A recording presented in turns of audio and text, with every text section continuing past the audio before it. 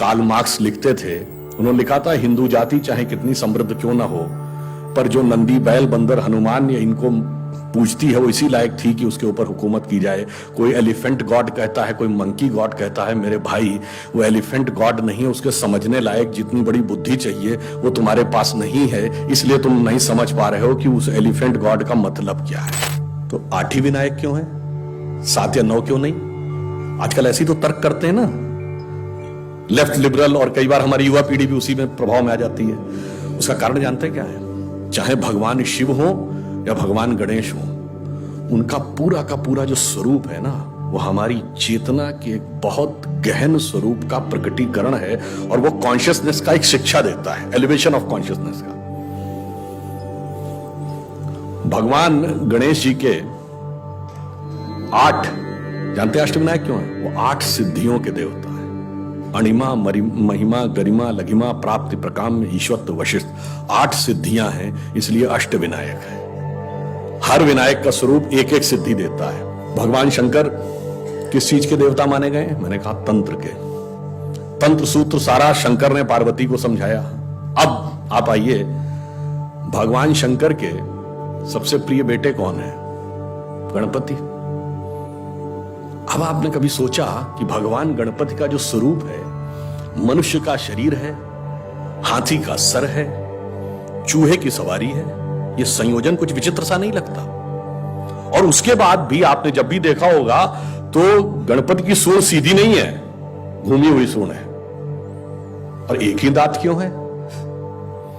हाथी के तो 2 दांत होते हैं। अच्छा, अगर एक दांत भी है तो एक दांत तोड़ के हाथ में क्यों लिया हुआ है? वो एक ही दांत बनाते हैं। ऐसा नहीं है, वास्तविकता जानते क्या? और वो है क्या? आपके महाराष्ट्र में अष्टविनायक हैं, इसलिए सूंड उनकी नीचे की तरफ नहीं, कर्व्ड है, यानी उस अवस्था का प्रतीक है जब आप डाउनवर्ड से अपवर्ड की तरफ जा रहे हैं।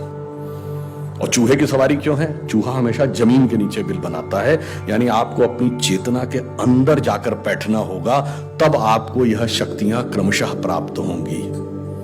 और जब आप मूलाधार, स्वाधिष्ठान, अनाहत और विशुद्ध चक्र यानी 4 चक्र पार करते हैं 7 में से, अब चौथे चक्र के बाद की यात्रा संसार और ईश्वर दोनों के एक साथ संबंध से नहीं चल सकती।